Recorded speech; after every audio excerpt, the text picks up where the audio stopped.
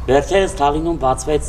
բաց արվեստի կենտրոնը, որի նպատակն է երիտասարդներին եւ երեխաներին համախմբել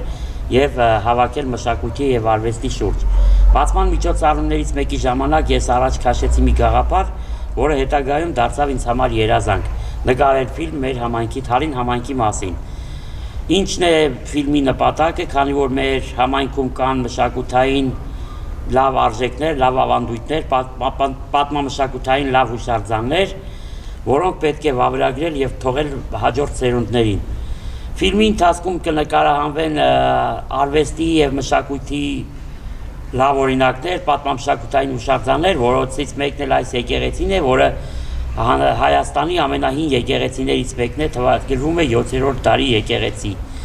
Կարծում եմ, որ այս ֆիլմի նպատակը շատ լավն է եւ հաջորդ սերունդները կգնահատեն մեր արածը։